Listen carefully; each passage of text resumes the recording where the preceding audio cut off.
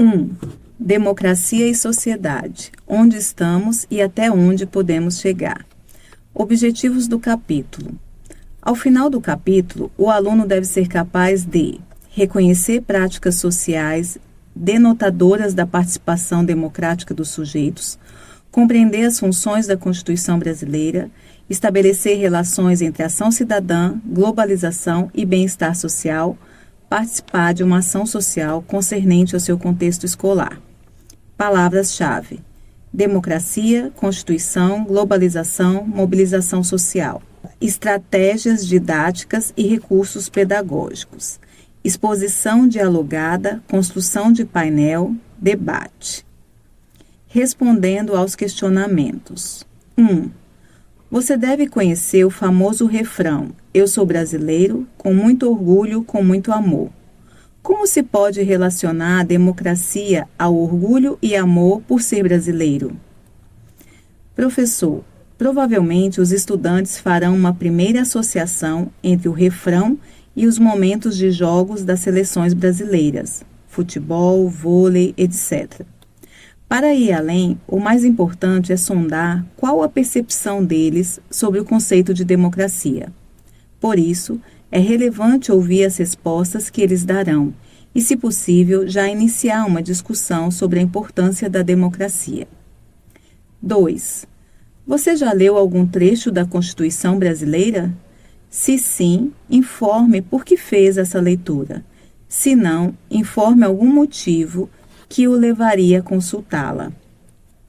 Professor, a partir do questionamento 2, é possível reconhecer o grau de intimidade da turma com a Constituição. Provavelmente, algumas respostas estarão ligadas à obrigação de estudar a Constituição, em aulas de história, por exemplo. Nesse caso, é interessante estimular a turma a pensar em que situações, fora do contexto escolar, é importante consultar, estudar a Carta Magna.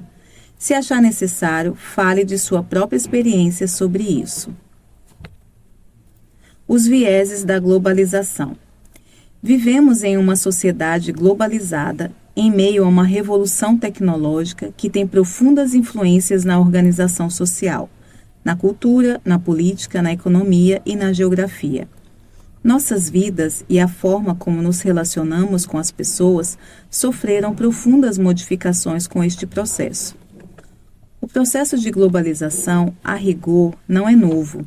Ele se inicia no século XV e XVI, com a conquista de territórios pelos europeus em decorrência das grandes navegações. Nessa época, a expansão das nações que se lançaram ao mar tinha como objetivo descobrir uma nova rota marítima para as Índias e encontrar novas terras. Um processo que visava ao aumento do comércio, com o objetivo de incrementar a arrecadação de impostos para os seus reinos. Mais dinheiro significaria mais poder para os reis absolutistas da época. Vemos, assim, que a globalização não pode ser compreendida como um fenômeno recente. Ao contrário, trata-se de uma história longa que conformou o mundo moderno e que até hoje está presente. Porto Gonçalves, 2011. Contudo, é preciso assinalar uma característica peculiar no atual processo de globalização, que o faz diferente e que pode permitir que a humanidade ultrapasse a globalização marcadamente excludente e pratique uma globalização inclusiva. De acordo com Santos, 2000, não se pode dizer que a globalização seja semelhante às ondas anteriores, nem mesmo uma continuação do que havia antes, exatamente porque as condições de sua realização mudaram radicalmente. É somente agora que a humanidade está podendo contar com essa nova realidade técnica, providenciada pelo que se está chamando de técnica informacional. Página 19.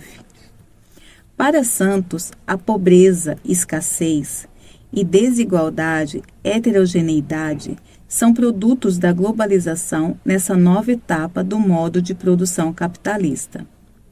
Para a maior parte da humanidade, o processo de globalização acaba tendo, direta ou indiretamente, influência sobre todos os aspectos da existência. ele não se verifica de modo homogêneo, e o próprio fato de que seja criador de escassez é um dos motivos da impossibilidade da homogeneização. Os indivíduos não são igualmente atingidos por esse fenômeno. Na realidade, a globalização agrava a heterogeneidade, dando-lhe mesmo um caráter ainda mais estrutural. Santos, 2000, páginas 142 e 143. Contudo, de acordo com o mesmo autor, o atual período histórico é uma transição para uma nova civilização, na qual o homem, apoiado nas mudanças da tecnologia e numa perspectiva filosófica de valorização do humano, pode construir um mundo mais justo. A globalização atual não é irreversível. Agora que estamos descobrindo o sentido de nossa presença no planeta, pode-se dizer que uma história universal, verdadeiramente humana, está finalmente começando. Basta que se completem as duas grandes mutações ora em gestação, a mutação tecnológica e a mutação filosófica da espécie humana, capaz de atribuir um novo sentido à existência de cada pessoa e também do planeta. Santos, 2000, página 174. De forma resumida, pode-se dizer que a atual fase da globalização surge para atender aos interesses dos países hegemônicos do sistema capitalista desenvolvidos, os quais precisavam descobrir novos mercados, tanto para ampliar o consumo dos bens produzidos, quanto para, sobretudo, fazer circular livremente o capital financeiro. A posição de muitos estudiosos é a de que o processo de globalização exacerba os males do sistema capitalista ao não favorecer uma melhor distribuição de riquezas e ao desmantelar as políticas que buscam o bem-estar social. Contudo, como já vimos, é importante reconhecer que o novo processo de globalização, viabilizado pelas novas condições tecnológicas, permitiu também que a humanidade adquirisse novas formas de interação que têm contribuído para o estabelecimento de uma maior participação e integração social. Dessa forma, é plausível afirmar que nos encontramos em um momento histórico peculiar, bastante propício para que a sociedade, de fato, atue em busca dos seus direitos. Mobilização social. A democracia em plenitude. A mobilização social ocorre quando membros da sociedade se unem para agir, visando atingir objetivos deliberados por todos ou pela maioria. A onda de manifestações populares que se espalhou pelo Brasil em 2013 nos faz lembrar outros momentos históricos de mobilização popular, como a passeata dos 100 mil, em 1968, a campanha das diretas já, em 1984, e os caras pintadas indo às ruas pedir o impeachment de Fernando Collor, em 1992. Também nos faz lembrar manifestações mundo afora, como a Revolução Francesa, de 1789, a Primavera, de 1968, os movimentos feministas, o movimento Occupy Wall Street, Nova York, 2011, os movimentos recentes no Oriente Médio, Egito, entre outros. A mobilização social parte da premissa de que os sujeitos são responsáveis por aspectos de suas vidas que não podem ficar sob o comando apenas de um pequeno grupo, os políticos, por exemplo. Nas palavras de Toro, 1996, como a ordem social é criada por nós, o agir ou não agir de cada um contribui para a formação e consolidação da ordem em que vivemos. Não aceitar a responsabilidade pela realidade em que vivemos é, ao mesmo tempo, nos desobrigarmos da tarefa de transformá-la, colocando na mão do outro a possibilidade de agir. É não assumirmos o nosso destino, não nos sentirmos responsáveis por ele, porque não nos sentimos capazes de alterá-lo. A atitude decorrente dessas visões é sempre de fatalismo ou de subserviência, nunca uma atitude transformadora. Página 17, 18. Os Estados democráticos têm leis e normas criadas e mantidas pela sociedade civil, que deve lutar e zelar pela efetivação destas. Um instrumento de construção de tal ordem social é a Constituição Federal, que em suas normas fundamentais estabelece os direitos de cidadania. Se quisermos conhecer um país e as regras que organizam uma sociedade, deveremos estudar a Constituição desta nação. No caso da Constituição Federal, que rege o Brasil, estas regras foram construídas pelos representantes da sociedade. Por isso, esse documento é também conhecido como Constituição Cidadã. 2 artigos da Constituição, o primeiro e o terceiro, são essenciais quando pensamos na construção da cidadania. Artigo 1º. A República Federativa do Brasil, formada pela união indissolúvel dos estados e municípios e do Distrito Federal, constitui-se em Estado democrático de direito e tem como fundamentos: 1. A soberania; 2. A cidadania; 3. A dignidade da pessoa humana; 4. Os valores sociais do trabalho e da livre iniciativa; 5. O pluralismo político. Parágrafo único. Todo o poder emana do povo, que o exerce por meio de representantes eleitos ou diretamente nos termos desta Constituição. Artigo 3º. Constituem objetivos fundamentais da República Federativa do Brasil: 1. Construir uma sociedade livre, justa e solidária. 2. Garantir o desenvolvimento nacional. 3. Erradicar a pobreza e a marginalização e reduzir as desigualdades sociais e regionais. 4. Promover o bem de todos, sem preconceitos de origem, raça, sexo, cor, idade e quaisquer outras formas de discriminação. A nossa Constituição, além de afirmar que o Estado deve garantir e proteger os direitos sociais e individuais, coloca o indivíduo no gozo da cidadania plena, como participante da gestão dos negócios de Estado. Para realizar essa construção, os membros da sociedade devem, no mínimo, conhecer a coisa pública e dispor de instituições que permitam e estimulem a participação popular. Barbo, Apud Freire, 1983. A Constituição assegura ao cidadão o poder de formular políticas públicas. Cabe a ele se preparar para exercer esse direito. Hoje, dispomos de vários institutos que permitem a participação popular, como veremos na unidade 4 deste livro. Mas a sociedade ainda conhece pouco a chamada res pública, ou seja, as coisas que são do interesse de todos e que não estão no universo da propriedade privada. A educação fiscal, sobre o que discutiremos intensamente neste livro, está intrinsecamente ligada à coisa pública e ao bem-estar social. Ela faz parte de um projeto amplo de educação para a cidadania, com o objetivo de educar pessoas para exercer a responsabilidade social e política e para tomar decisões que propiciem o bem-estar social. Em resumo, uma educação que estimule a consciência cidadã, na qual o aluno, conhecendo seus direitos e deveres, veja-se como agente construtor do princípio constitucional da dignidade humana. Sobre isso, é salutar retomar as palavras de Freire, 1983. Quanto mais crítico um grupo humano, tanto mais democrático e permeável em regra. Tanto mais democrático, quanto mais ligado às condições de suas circunstâncias.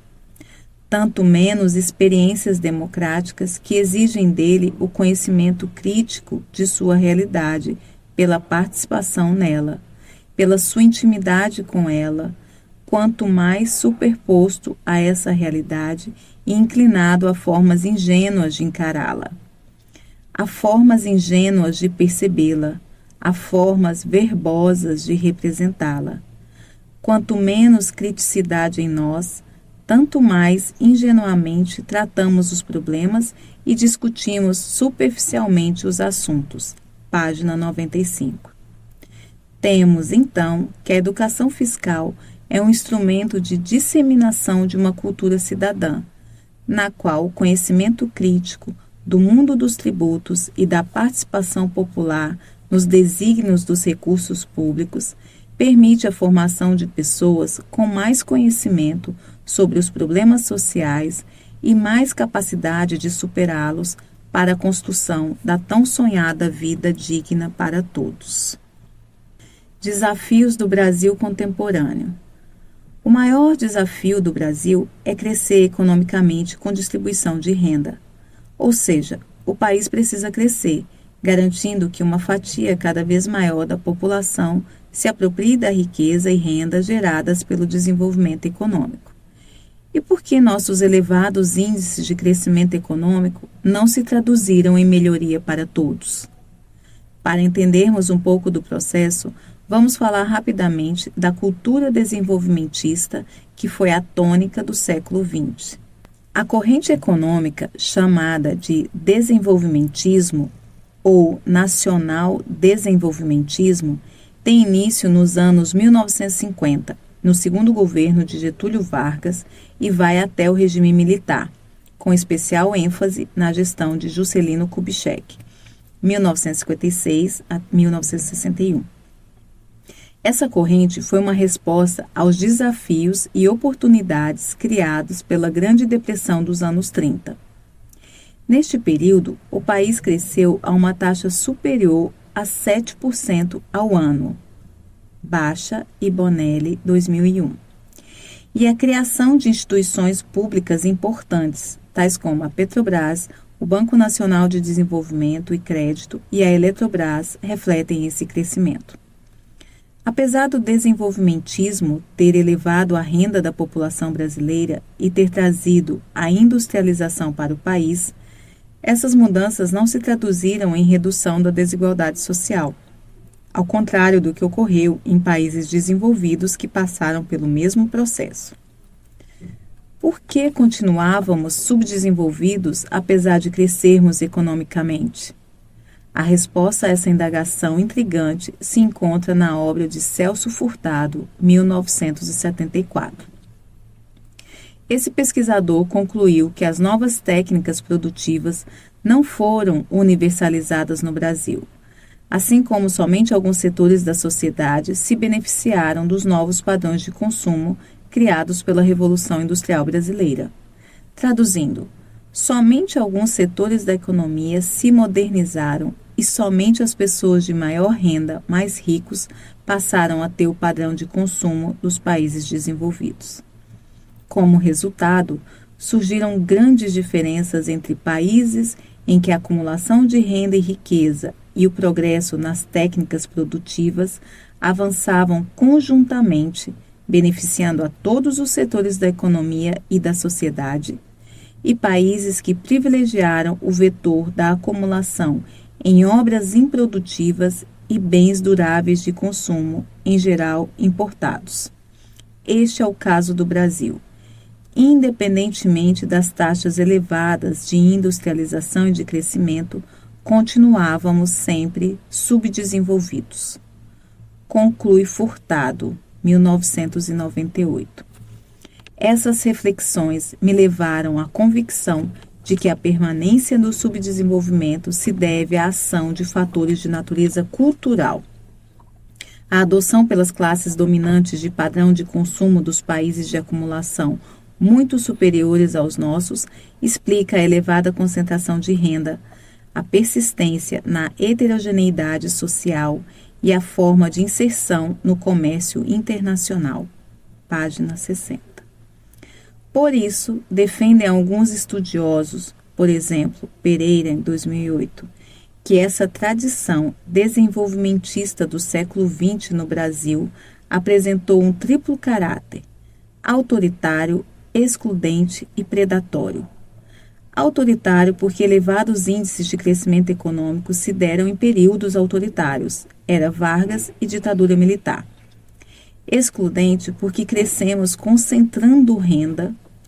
Predatório porque crescemos ignorando a sustentabilidade do uso dos recursos naturais como se fossem infinitos. Encontramos no século XXI e o Brasil se consolida como um dos países mais ricos do planeta em termos de produto gerado.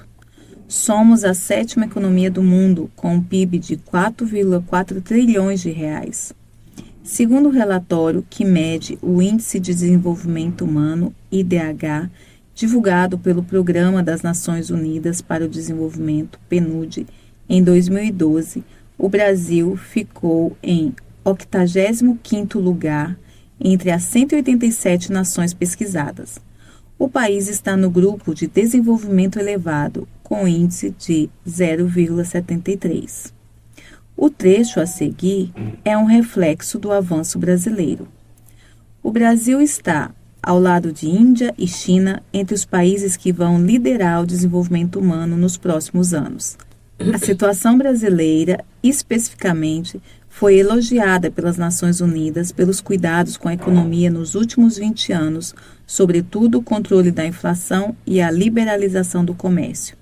A educação também foi citada devido aos financiamentos educacionais que beneficiaram jovens de diferentes regiões do país. O programa Bolsa Escola serviu de exemplo para outros países da América Latina, como o México. E as políticas públicas de saúde ajudaram a melhorar o acesso da população mais carente aos tratamentos médicos. Veja, seção Economia, 14 de março de 2013. Entretanto, apesar das melhoras nos indicadores sociais, ainda temos o enorme desafio de romper com os fatores estruturais e culturais que provocam o caráter excludente do nosso crescimento econômico. Ao longo deste curso, estudaremos como a educação fiscal pode ajudar a desenvolver um sentimento de engajamento de todos os cidadãos no aprimoramento das políticas públicas que podem reduzir a distância que separa os mais abastados dos mais pobres. Refletindo. Professor, no livro do aluno é solicitado que ele reflita sobre o estado de bem-estar social. Você pode solicitar que eles construam um painel que apresente um paralelo entre o estado sem bem social e o estado com bem social. Além disso, também pode promover um debate em que os grupos discutirão sobre a participação do poder público na vida das pessoas. Praticando. Artigo 5º, inciso 2. Algumas pessoas podem ser obrigadas a fazer ou deixar de fazer alguma coisa. Correção. Ninguém será obrigado a fazer ou deixar de fazer alguma coisa senão em virtude de lei. Artigo 5º, inciso 9. É livre a expressão da atividade intelectual artística, científica e de comunicação, independentemente de censura ou licença. Artigo 196. A saúde é o direito de todos e dever dos hospitais privados, garantido mediante políticas sociais e econômicas que visem a redução do risco de doenças e outros agravos e ao acesso universal e igualitário às ações e serviços para promoção, proteção e recuperação. Correção. A saúde é direito de todos e dever do Estado, garantindo, mediante políticas sociais e econômicas que visem a redução do risco de doença e de outros agravos e ao acesso universal e igualitário às ações e serviços para sua promoção, proteção e recuperação. Artigo 205. A educação, direito de todos e dever do Estado e da família, será promovida e incentivada com a colaboração da sociedade, visando ao pleno desenvolvimento da pessoa, seu preparo para o exercício da cidadania e, principalmente, sua qualificação para o trabalho. Correção.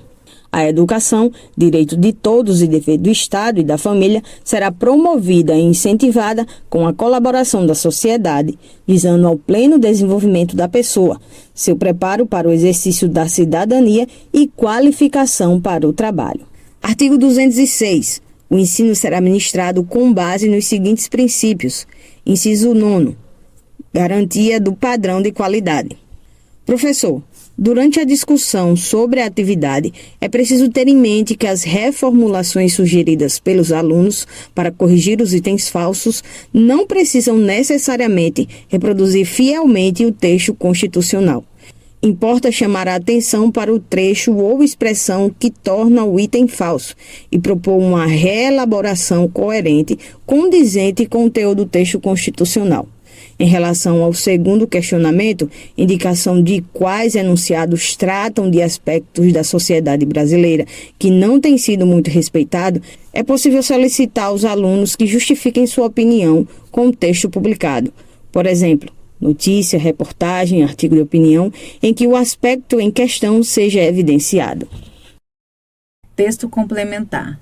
Meio ambiente, Celso Furtado e o desenvolvimento como falácia. Clóvis Cavalcante. Introdução.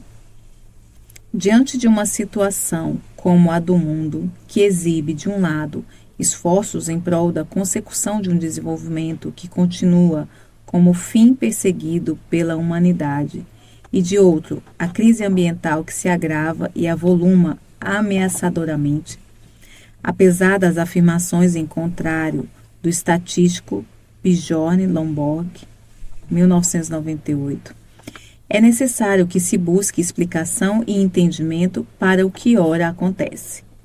No meio da variedade de reflexões sobre o assunto, penso que a contribuição de alguém como Celso Furtado merece especial relevo. É nas ideias desse economista da Paraíba que teve a lucidez de escrever sugestivo livro em 1974, intitulado O Mito do Desenvolvimento Econômico, Rio de Janeiro, Paz e Terra, que se detém as linhas adiante, procurando mostrar como Furtado antecipou-se em perceber os condicionantes ambientais do progresso econômico contemporâneo. O desenvolvimento como mito. Em seus escritos, e não apenas no mito, vou me referir assim abreviadamente à obra, Celso Furtado repassa constantemente conceitos como de dependência, concentração de renda, mimetismo cultural, relações assimétricas centro-periferia, mercado interno e muitos outros, além de trabalhar uma visão estruturalista do subdesenvolvimento, do desenvolvimento e de fenômenos correlatos. Entretanto, é no livro O Mito que se levanta duas questões não comuns ao restante de sua importantíssima obra, ou pelo menos não tão categoricamente formuladas como nele. A primeira das questões diz respeito aos impactos do processo econômico no meio físico, na natureza, um tema completamente alheio ao núcleo do pensamento tradicional da ciência da economia. A segunda se refere à constatação do caráter de mito moderno do desenvolvimento econômico. São duas avaliações inusitadas, sobretudo se tem em conta seus respectivos contextos históricos. Quando o livro foi publicado, com efeito, em 1974, era muito incipiente a discussão dentro da ciência econômica acerca das dimensões ecológicas do processo econômico. Praticamente inexistia o campo que hoje já tomou maior consistência, o da economia ambiental, e muito menos o da economia ecológica. A propósito, em 1975, ministrei na graduação de Ciências Econômicas da Universidade Federal de Pernambuco a disciplina de Economia Ambiental, optativa para alunos do último ano. Uma das primeiras vezes, se não a primeira, em que tal curso foi oferecido no currículo de formação de economistas no Brasil. Nessa ocasião, fiz um levantamento da bibliografia existente a respeito e nada encontrei de sistemático sobre o assunto. Já conhecendo o livro O Mito, que havia adquirido em agosto de 1974, contava com pequeno respaldo em Celso Furtado, mas não o suficiente para dar um curso na graduação de Economia sobre problemas do meio ambiente. A importância que Furtado atribuía ao assunto, não obstante, considerando as relações viscerais que existem entre economia e ecologia, assinalava uma originalidade que não pode ser esquecida.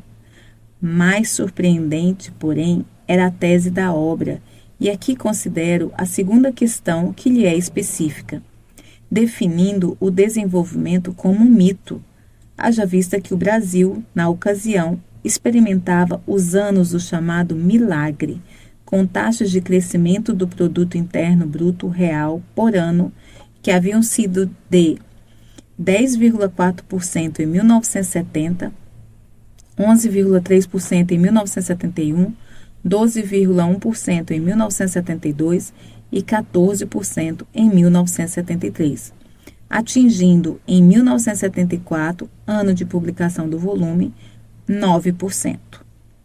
Dentro desse panorama, em face de crescimento econômico tão espetacular, era preciso presciência, visão consistente da realidade e, com mais razão, coragem para afirmar com todas as letras que tudo aquilo não passava de miragem.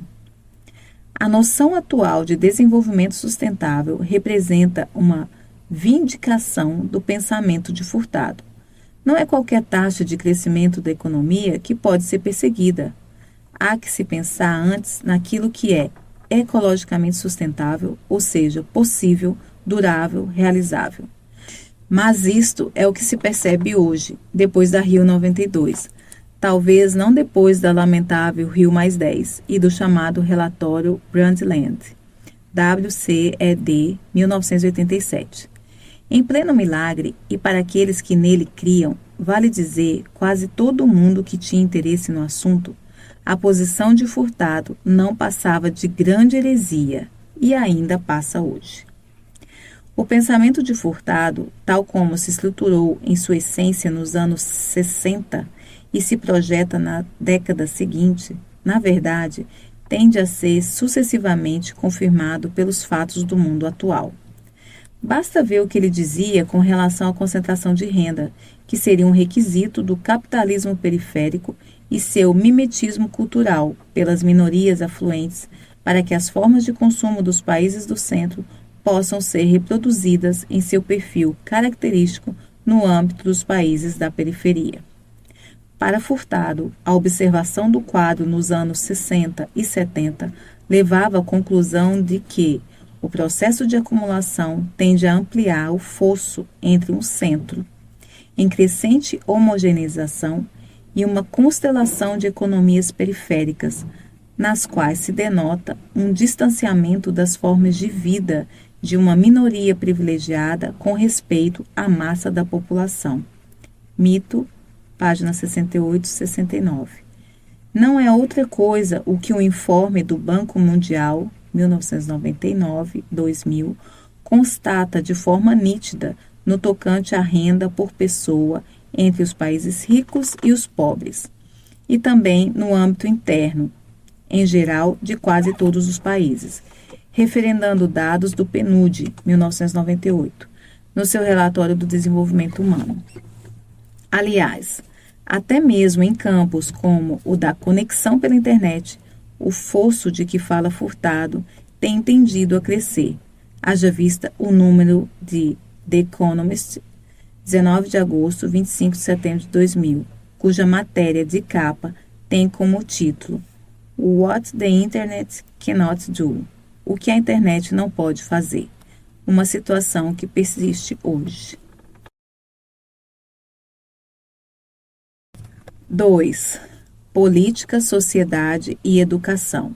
Desafios das novas gerações. Objetivos do capítulo.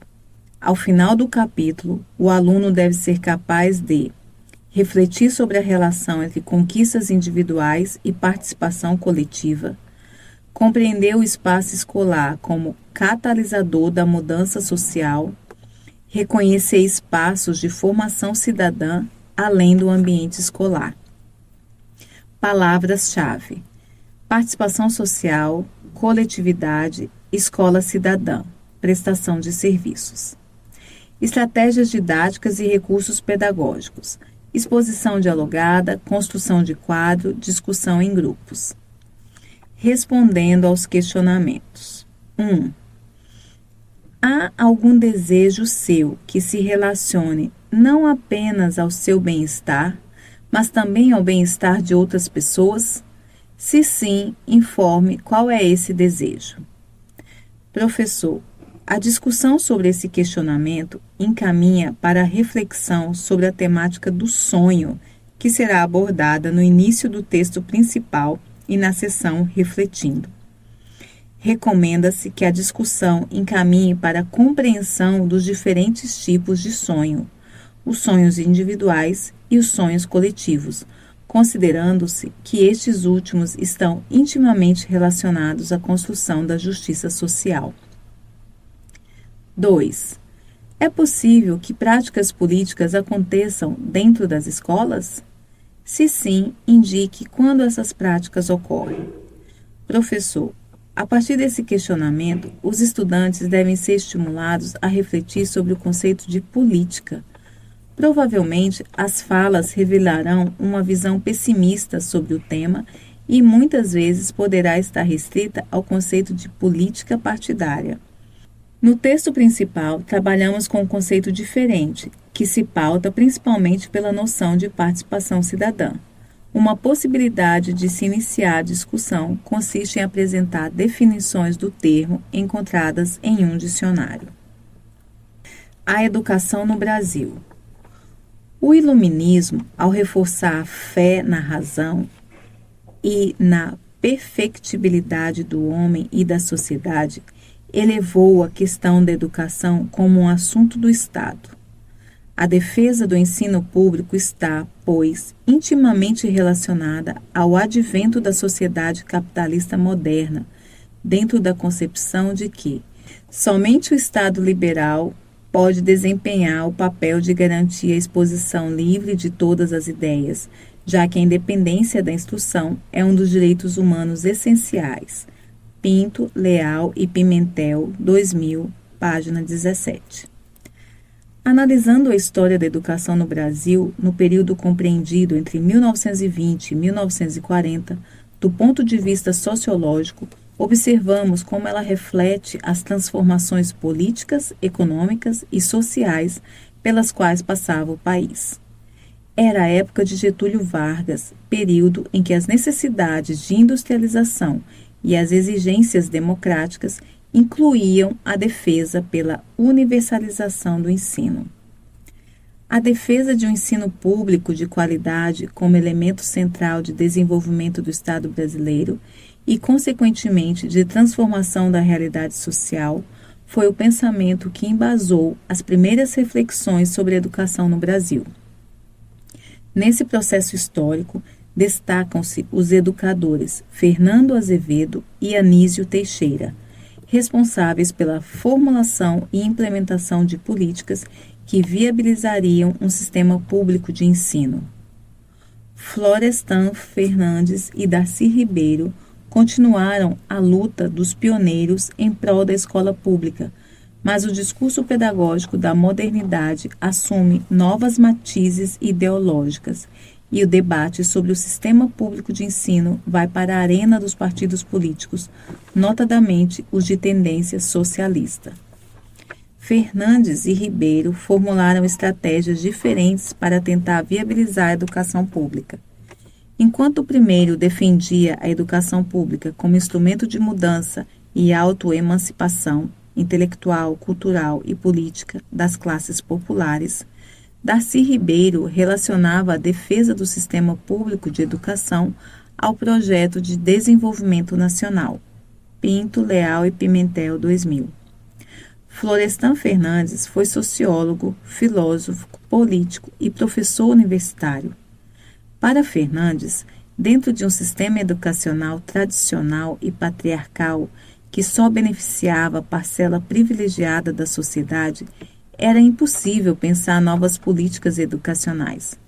Defendia o sociólogo que, mesmo que o Estado assumisse a esfera educacional, isso não resolveria todos os problemas do sistema educacional brasileiro, pois dentro dessa estrutura tradicional e patriarcal, apenas seriam reforçados os instrumentos de dominação das classes populares. Para que houvesse uma democratização da educação pública, seria necessário adequá-la aos interesses das camadas populares e trabalhar no sentido da sua emancipação. Darcy Ribeiro teve uma vasta e rica trajetória de vida. Foi antropólogo, escritor, etnólogo, indigenista, educador, político e pesquisador. Assim como Florestan, produziu e apropriou conhecimento como decorrência da interação entre pensamento e ação política. O discurso de Darcy coloca a reforma em educação como constitutiva do projeto de nação que conduziria o país à inserção no mundo científico-tecnológico, atribuindo o processo de reversão à mudança de atitudes da classe dominante para com o povo, o que se faria pela democratização do ensino e pelo ensino da cidadania. Pinto, Leal e Pimentel, 2000, página 73. Para Darcy, a educação é instrumento de revolução, uma vez que por meio dela seria possível reorganizar o Estado brasileiro e edificar a identidade nacional, desmontando sistematicamente o sistema de dominação existente e permitindo a entrada do país na modernidade. Darcy Ribeiro defendia o modelo de escola em tempo integral, assim como Anísio Teixeira. Na primeira gestão de Leonel Brizola como governador do estado do Rio de Janeiro, 1983 a 1987, demonstrando ser um pensador engajado na ação política, Darcy implantou os Centros Integrados de Educação Pública, CIEP, cujo objetivo era oferecer ensino público de qualidade em período integral aos alunos da rede estadual. Paulo Freire foi um educador, pedagogo e filósofo brasileiro, considerado um dos maiores pensadores da educação brasileira, cuja obra gerou reflexos internacionalmente. Para Freire, a educação tinha como objetivo maior conscientizar o homem, levando-o a entender sua realidade, instigando-o a transformá-la e libertando-o da opressão. Freire enxergava a educação como fator fundamental para a integração do homem com seus semelhantes. Entendia o analfabetismo como um elemento de exclusão da cidadania e da vida social. A educação deveria se dar, segundo o educador, num processo dialógico que possibilitasse o desenvolvimento da consciência crítica para a formação da personalidade democrática. Educação, democracia e cidadania. O que dá essa consciência crítica ao homem, segundo Paulo Freire, é a apreensão de sua história, de sua cultura, de seus valores, da participação na vida em sociedade, enfim, da percepção de seus direitos e deveres. O sujeito consciente de sua cidadania só existe quando o indivíduo participa dos desígnios de sua nação. Portanto, a cidadania requer que o indivíduo, sobretudo, participe da construção e defesa desses direitos. Não basta conhecê-los, é preciso atuar na dinâmica que os edifica e os transforma. Se unirmos o pensamento dos principais educadores do Brasil, podemos concluir que 1. A educação transforma a realidade social. 2. A educação é um instrumento de revolução. 3. A educação deve contribuir para a conscientização. 4. A conscientização leva o indivíduo à participação e ao exercício da cidadania. 5. O indivíduo consciente exerce sua cidadania e é agente transformador da realidade social. 6. A conscientização do homem é a fonte da educação para a cidadania em uma sociedade democrática. De tudo o que aprendemos, constatamos que a escola é decisiva na construção da cidadania. É o local onde desde cedo a criança trabalha o coletivo, o que posteriormente deve embasar os conceitos de coisa pública e de interesse público. Interesse público não como somatório de interesses individuais, mas como um espírito coletivo cujo sentimento é o que é bom para todos. Na concepção paulo-freireana, a educação transformadora para a cidadania deve, principalmente, Conscientizar o homem sobre o seu papel na construção de uma sociedade democrática. Freire, 1967. A escola deve, portanto, não somente se limitar a ensinar os saberes e habilidades técnico-científicos como forma de capacitar o indivíduo para exercer uma profissão. Seu papel vai muito além. Cabe à escola transformadora, acima de tudo, a preparação das pessoas para o exercício e a reivindicação de seus direitos e para a tomada de consciência de seus deveres para com a sociedade. O maior desafio das novas gerações é ter sonhos além do possível. É fundamental que o jovem ouse, atreva-se, atire-se em busca do que almeja. E cabe à escola estimular os sonhos, orientar os caminhos de obtê-los. O grande lance dos jovens é poder ter grandes sonhos, impossíveis que sejam, pois têm uma vida pela frente para tentar realizar suas aspirações. A escola tem um papel fundamental na orientação dos jovens para que vençam esse desafio e construam juntos o futuro. E quais os fundamentos dessa escola? Uma escola com compromisso social em busca da construção da cidadania.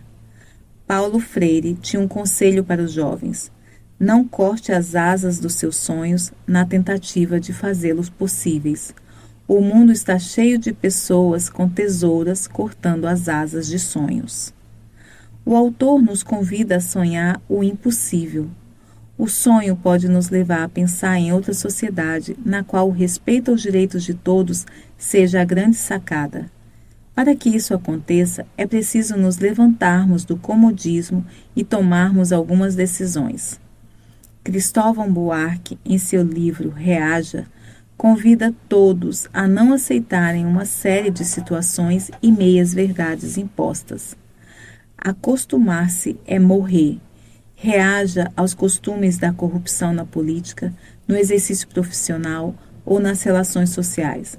Não aceite o jeitinho de furar a fila, colar nas provas, molhar a mão do fiscal. E o que os sonhos têm a ver com política? E o que tem a ver com sociedade? As manifestações de junho de 2013 no Brasil deixaram uma mensagem clara dos jovens à sociedade. É preciso mudar. Não é mais possível aceitar, de braços cruzados, a difícil situação dos mais pobres que usam os serviços públicos. As reivindicações tratam da relação entre Estado e sociedade, considerando que o Estado é o gestor dos recursos que viabilizam os serviços de que a sociedade faz uso.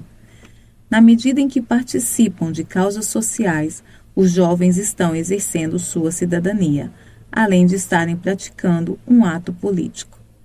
Não se trata, obviamente, da concepção de política mais comum, vinculada a partidos e governos. Trata-se, na verdade, de uma política mais ampla, com o engajamento necessário para reconhecer o papel de cada um no cuidado daquilo que é público e coletivo. As recentes manifestações de jovens no mundo inteiro deixaram uma série de questionamentos, os quais o ensino, a pedagogia, a escola e a universidade não podem deixar de responder. O mundo em que eu vou viver, qual é? O que você está me ensinando? Como me ajuda? A educação que transforma não pode deixar de dar essas respostas. A educação de boa qualidade forma indivíduos, permite-os compreender e atuar sobre o contexto em que vivem. Ensina-os a intervir adequadamente para construir seus projetos de vida, tornando-os cidadãos capazes de melhorar a qualidade da vida em sociedade. É nessa perspectiva que a educação fiscal se insere, como um aprendizado que estimula o exercício da cidadania e a prática democrática. Refletindo. Professor, no livro do aluno é solicitado que os estudantes façam uma comparação entre dois tipos de jovens, a partir de dois textos que apresentam visões antagônicas. Esse antagonismo pode ser refletido a partir da construção pela turma de um quadro no qual as oposições fiquem evidentes. Em princípio, o ideal é que o professor não defina taxativamente qual das duas construções é mais correta que a outra. O mais importante é construir uma reflexão que permita ao aluno posicionar-se criticamente. Cabe ao facilitador, portanto, conduzir a reflexão sobre que visões de mundo embasam cada texto, relacionando essas visões aos objetivos principais desse capítulo e da educação fiscal como um todo. Praticando. Questão 1. Professor, esta atividade solicita que a turma elabore uma lista de sonhos para a escola. Com isso, retoma-se agora, por meio de uma atividade prática, o tema inicial do capítulo 2 do livro do aluno. A lista pode ser acrescida da atribuição de responsabilidades, em que a turma indica quais membros da escola são os responsáveis pela efetivação de cada sonho. O ideal é que alguns desses sonhos sejam passíveis de realização pelos próprios estudantes. Além disso, é possível também estabelecer uma comissão de alunos responsáveis por coordenar a efetivação das ações decorrentes da lista. Textos complementares. Trajetórias de liberais e radicais pela educação pública, organizado pelas professoras Diana Couto Pinto, Maria Cristina Leal e Marília Pimentel, 2000. Buarque Cristóvão, Reaja, Rio de Janeiro. Freire Paulo, Educação como Prática da Liberdade, página 17. Editora Rio de Janeiro, Paz e Terra, 1983. Coleção Encontros, Darcy Ribeiro, Organização Rodrigo Reis, Sérgio Cou, Simone Campos. Apresentação Guilherme Zarvos, Editora Azougue Editorial, edição 2007. A TV Escola do MEC elaborou uma série televisada chamada Educadores Brasileiros, que já levou ao ar, inclusive via internet, o pensamento de 2 pensadores da educação apresentados neste capítulo: Darcy Ribeiro, Um Vulcão de Ideias; Anísio Teixeira, A Educação Não é Privilégio. Todos disponíveis no site da tvescola.mec.gov.br. Portal Domínio Público, coleção Educadores, biblioteca digital desenvolvida em software livre.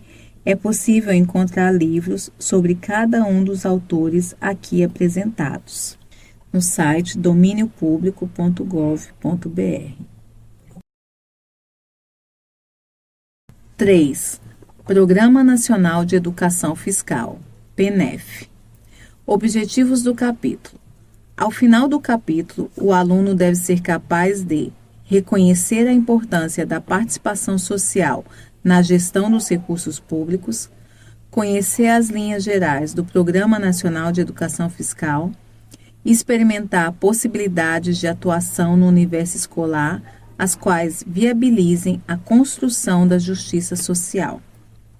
Palavras-chave: planejamento, tributo, educação fiscal, cidadania. Estratégias didáticas e recursos pedagógicos. Exposição dialogada, leitura comentada, discussão em grupos. Respondendo aos questionamentos. 1. Em que situações de sua vida você considera importante traçar um plano para alcançar o que quer? Professor, este questionamento focaliza a importância do planejamento para a consecução de objetivos. A ideia é, a partir da realidade mais imediata, do contexto mais específico, focado no indivíduo, para daí compreender o contexto mais amplo, focalizado na coletividade, o qual será tratado no próximo questionamento. Nesse contexto mais amplo, o planejamento é ainda mais definidor do sucesso de um projeto.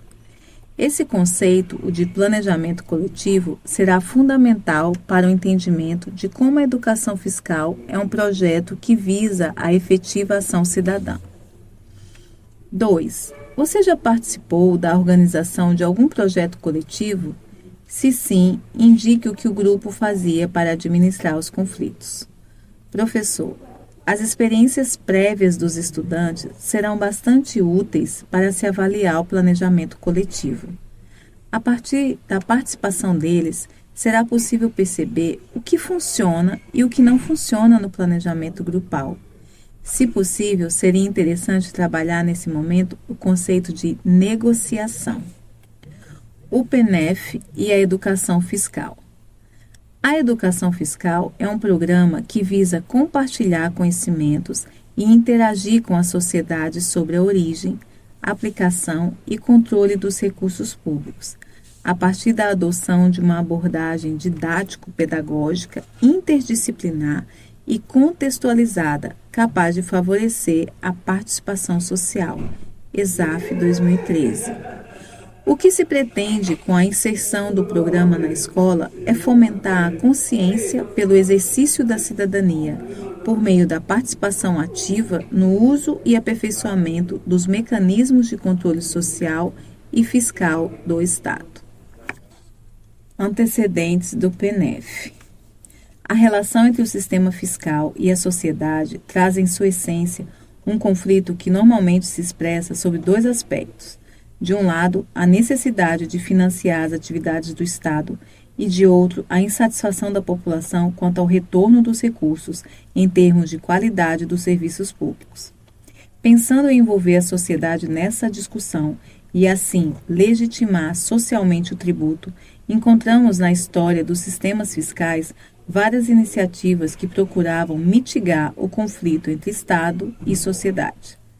Tudo começou em 1990, quando o Estado do Espírito Santo desenvolveu o projeto Consciência Tributária, a Força do Cidadão, composto por cartilhas e pelo vídeo A História dos Tributos, uma conquista do homem. Em 1996, o projeto foi apresentado na reunião do CONFAS, na cidade de Fortaleza, Ceará, quando então ficou deliberado que o Brasil teria um Programa Nacional de Educação Tributária. Em julho de 1999, verificando-se que o programa não envolvia apenas a questão tributária, mas também as questões da alocação dos recursos públicos e da sua gestão, o CONFAS aprovou a alteração de sua denominação, que passou a ser Programa Nacional de Educação Fiscal, PNEF. Em 31 de dezembro de 2002, a Portaria Interministerial número 413/2002, assinada pelos ministros da Fazenda e da Educação, definiu os órgãos que seriam responsáveis pela implementação do PNEF. Pelo Ministério da Fazenda, Secretaria da Receita Federal do Brasil, Secretaria do Tesouro Nacional e Procuradoria-Geral da Fazenda Nacional. Pelo Ministério da Educação, Secretaria de Educação Básica. Pelo Ministério do Planejamento, Orçamento e Gestão, Secretaria de Orçamento Federal. Pela Controladoria-Geral da União, Diretoria de Combate à Corrupção. No âmbito estadual e municipal, grupos de educação fiscal, respectivamente, GEF e GFM. No âmbito internacional, a Escola de Administração Fazendária, ESAF, associou-se, em 2012, ao Programa Eurosocial da União Europeia, na qualidade de sócio operativa, o que vem propiciando a ampliação das ações do PNEF para toda a América Latina. Além disso, destaca-se também o estabelecimento de parcerias estratégicas com instituições da sociedade civil, notadamente observatórios sociais do orçamento, conselhos de políticas públicas, associações, movimentos sociais e sindicatos. ESAF 2013. O que é o PNEF? O Programa Nacional de Educação Fiscal, PNEF, é uma construção coletiva que busca, por meio do estímulo à participação consciente, contribuir para que cada indivíduo seja ator de sua própria história. Dentre os objetivos do programa, destacam-se os seguintes: ser um instrumento permanente de afirmação do Estado democrático, contribuir para fortalecer os mecanismos de transformação social por meio da educação, difundir informações que possibilitem a construção da consciência cidadã a respeito da função socioeconômica dos tributos e dos orçamentos públicos, ampliar a participação popular na gestão democrática do Estado, contribuir para aperfeiçoar a ética na administração pública e na sociedade, aumentar a eficiência, a eficácia e a transparência do Estado, obter o equilíbrio fiscal, combater a corrupção, promover a reflexão sobre nossas práticas sociais. A partir desses objetivos, a educação fiscal tem por base os seguintes fundamentos. Na educação, formação do cidadão consciente, reflexivo e mobilizador, responsável pela transformação social. Na cidadania, estímulo ao crescente poder do cidadão quanto ao controle democrático do Estado, incentivando-o à participação individual e coletiva. Na ética, fortalecimento de uma conduta responsável e solidária que valorize o bem comum. Na política, compartilhamento de conhecimentos sobre gestão pública eficiente, eficaz e transparente, e ênfase no conceito de bem público como patrimônio da sociedade. No controle social, disseminação de conhecimentos e instrumentos para que o cidadão possa atuar no combate ao desperdício e à corrupção. Na relação Estado-contribuinte, estímulo ao cumprimento voluntário das obrigações tributárias e ao combate à sonegação fiscal, ao contrabando, ao descaminho e à pirataria. Abrangência do programa. O programa possui 5 áreas de abrangência, de forma a atender a todos os brasileiros em qualquer estágio de sua vida. 1. Os estudantes do ensino fundamental. 2. Os estudantes do ensino médio. 3. Os servidores públicos. 4. A comunidade universitária. 5. A sociedade em geral. Por seu intermédio, a sociedade passa a ter melhor entendimento da estrutura e do funcionamento da administração pública em seus 3 níveis de governo, federal, estadual e municipal, da função socioeconômica dos tributos, da aplicação dos recursos públicos, das estratégias e dos meios para o exercício do controle democrático. Gestão do PNEF. A ESAF é a instituição responsável pela coordenação geral e evolução do programa. Ela promove de forma permanente a articulação dos 3 níveis de governo, União, Estados e municípios. Os estados e municípios participam de forma autônoma, podendo cada um elaborar e implementar seus projetos que devem obedecer às diretrizes do Programa Nacional. Como diretrizes de gestão do PNEF, as instituições gestoras estabeleceram o seguinte: estados e municípios terão autonomia para elaborar e implementar seus projetos segundo suas condições, definindo prioridades e ritmo próprio, porém obedecendo às diretrizes do Programa Nacional. Nos estados, o programa deve ser desenvolvido em parceria com as Secretarias da Fazenda, da Educação e da Receita Federal do Brasil e outras instituições, a critério do Programa Estadual de Educação Fiscal. Nos municípios, o programa desenvolver-se-á em parceria com as Secretarias Municipais de Finanças, de Educação e as projeções locais da Receita Federal e Secretarias Estaduais de Fazenda e Educação, sem prejuízo da participação de outras instituições afins, a critério do Programa Municipal de Educação Fiscal. A ESAF, como coordenadora geral do programa, exercerá papel fundamental em sua evolução e promoverá de forma permanente a articulação dos 3 níveis de governo. Programa de Educação Fiscal no Estado do Ceará. O Programa de Educação Fiscal no Estado do Ceará foi criado em 1998 com a denominação inicial de Programa de Educação Tributária no Ceará, PET, Decreto número 25.326, de 1998, atuando principalmente no sistema de teleensino.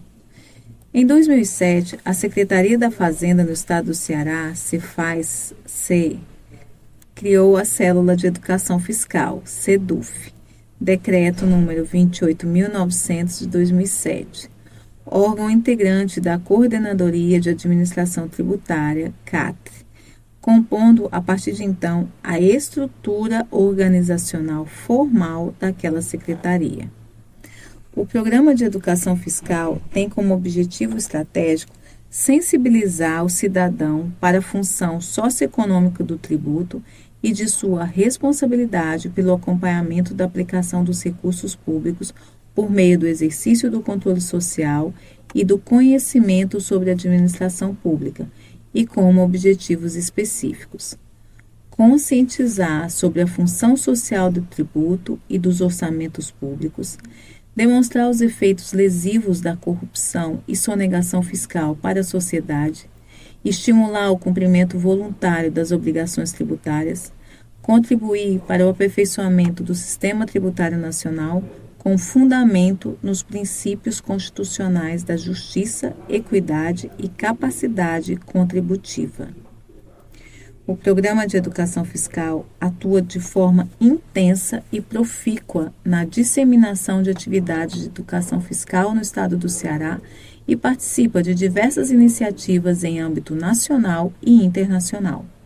A atuação e o envolvimento de seus servidores com a temática da educação fiscal se refletem nos resultados do programa e no fato de que é um paradigma para outros estados e municípios brasileiros. Vejam-se algumas de suas atividades: planejamento e execução de cursos online, presenciais e semipresenciais, como o curso de Disseminadores de Educação Fiscal online. Elaboração de material para disseminação do Programa de Educação Fiscal, disponível no site da cefaz.ce.gov.br. Produção de um e-book em comemoração aos 15 anos do programa, organização de seminários regionais, estaduais e nacionais, realização de palestras de sensibilização para a sociedade, realização de fóruns em parceria com a Secretaria de Educação do Estado do Ceará. Educação fiscal nos municípios. Entre os municípios brasileiros que possuem seus próprios programas de educação fiscal, destacam-se Belém, Fortaleza, Manaus, Maringá e Santa Maria, no Rio Grande do Sul. Programa de Educação Fiscal do município de Fortaleza. A Portaria Interministerial número 413 estabeleceu que o Grupo de Educação Fiscal dos Municípios constitui órgão vinculado ao Grupo de Educação Fiscal de âmbito nacional, o GEF, e ao Grupo de Educação Fiscal, GEF, de seu estado. Fortaleza foi um dos primeiros municípios a se engajar na educação fiscal e desde 2007 desenvolve ações nessa área. Em 2011, por meio da Lei Municipal número 9.825, foi oficialmente instituído o Programa de Educação e Transparência Fiscal, PETF, cujo objetivo é a disseminação da cidadania fiscal, propiciando à sociedade instrumentos de análise e de participação nas discussões que envolvem tanto a extração de recursos para financiar o Estado, tributação, quanto a destinação desses recursos, gasto público. A lei que instituiu o PETF trouxe em seu bojo, entre outras, as seguintes resoluções: fomentar a discussão democrática da educação fiscal, promover a inserção do prêmio CEFIM, criar o Grupo de Educação Fiscal, GEF Fortaleza. O GEF Fortaleza, criado em 2013 pela Portaria CEFIM número 70 de 2013, atualmente trabalha o programa nas seguintes perspectivas da sociedade: nas escolas, com o público infantil por meio da apresentação de peças teatrais, da aplicação de jogos e da contação de histórias; com o público juvenil, preparando material para a formação de monitores do programa Mais Educação; com os professores, divulgando o curso de disseminadores de educação fiscal, e por meio do prêmio CEFIM, envolvendo crianças e jovens nas faixas etárias de 6 a 17 anos de idade. Nas universidades, apoiando e estimulando a criação dos Núcleos de Apoio Contábil e Fiscal, NAF. Tanto o GEF, Grupo de Educação Fiscal do Estado do Ceará, como o GFM, Grupo de Educação Fiscal do município de Fortaleza, atuam de forma harmônica e parceira, o que tem permitido uma imensa sinergia em prol da educação fiscal na região. Relação do PENEF com a educação formal. A resolução do Conselho Nacional de Educação, número 7 de 2010, em seu artigo 16, consagra a educação fiscal como um dos temas relevantes para a formação cidadã dos educandos, devendo compor os conteúdos da Base Nacional Comum e da base diversificada do currículo. Mas sabemos que não basta estar previsto em lei para que o tema da educação fiscal seja efetivamente implementado nos currículos das escolas brasileiras.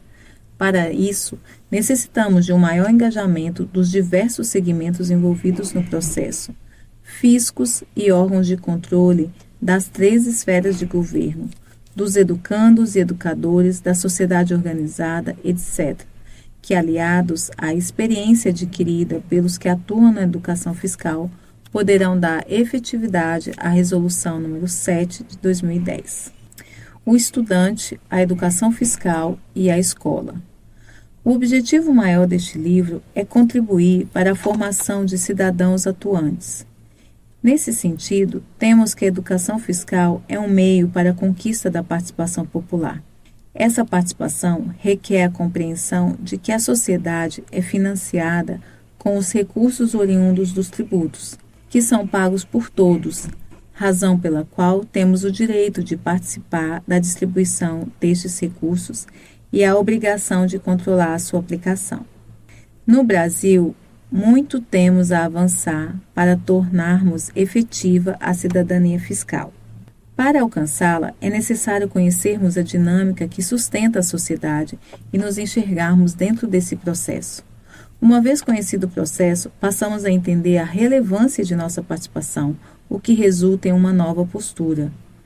Ao reconhecermos o tributo como contribuição de todos para construir uma sociedade justa, percebemos a necessidade de controlar a receita e o gasto público. Decorre desse comportamento uma postura que rejeita a sonegação e o mau uso dos recursos. Afinal de contas, o que um estudante do ensino médio tem a ver com a educação fiscal? Já não basta ter de estudar tantas matérias? Para que mais uma? Claro que todos os componentes do currículo escolar são fundamentais, pois permitem a construção do conhecimento e a formação do espírito crítico e científico. Mas se pararmos para pensar, veremos que aprendemos muitas outras coisas na escola, além das habilidades referentes à língua portuguesa, matemática, geografia, física, etc. Na escola, aprendemos a nos relacionar, a interagir com pessoas diferentes do nosso grupo familiar. Também aprendemos conteúdos que vão além das matérias. A questão ambiental, por exemplo, envolve a biologia, a química e a história. A questão sexual também está relacionada a muitas matérias. De modo geral, questões sociais muito relevantes têm destaque no nosso aprendizado escolar. Isso implica que a escola é um espaço importantíssimo para o aprendizado da cidadania. Por isso é que a educação fiscal deve fazer parte do cotidiano das escolas. Vejamos o que o pesquisador Eugênio Celso Gonçalves diz a respeito da relação entre formação escolar e educação fiscal. O tributo é essencial à construção da vida em sociedade e, por isso, ele guarda relação direta com o cotidiano das pessoas.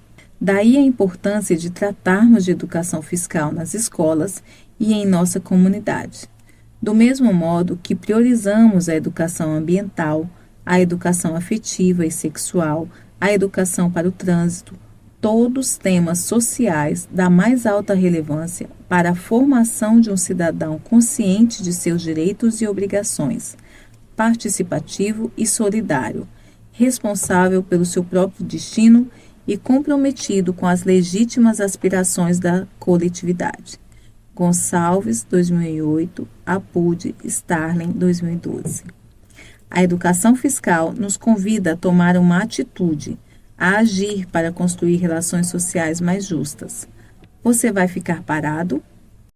Refletindo. Professor, nessa sessão, os alunos são solicitados a traçar um paralelo entre a prevenção do bem público, adquirido com recursos que vêm de todos os brasileiros por meio do tributo, e os objetivos do Programa Nacional de Educação Fiscal.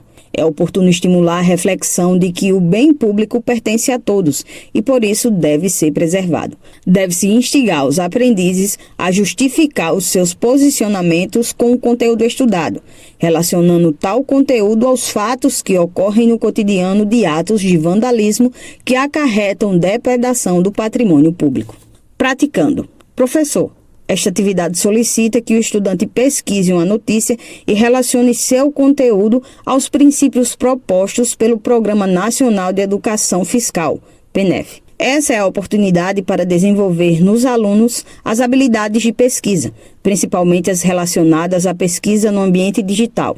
Uma crítica bastante frequente é a de que os adolescentes e jovens têm acesso a uma enorme gama de informações, mas não sabem o que fazer com elas. Não sabem, muitas vezes, como procurar a informação adequada. Com essa atividade, é possível colaborar para que eles construam protocolos de pesquisa, via ferramenta de busca da internet, por exemplo. O esquema básico de iniciar uma procura a partir de palavras-chave relevantes para ser exercitado. Interessa ainda atentar para os resultados da pesquisa. A busca por informação não se encerra em si mesma.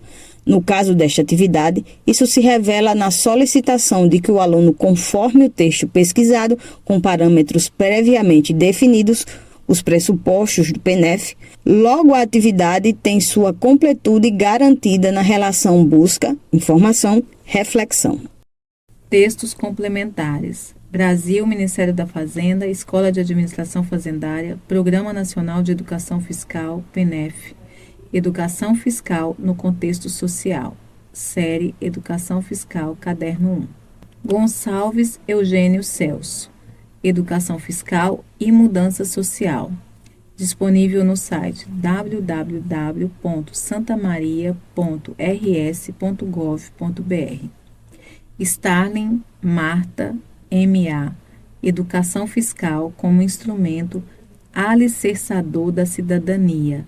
Os desafios de sua implantação na rede pública de ensino dos municípios. CAD, Faculdade de Direito Gama Filho, Belo Horizonte, 2012. Documento base do PNEF. Disponível no site www.exaf.fazenda.gov.br. Sítios e vídeos.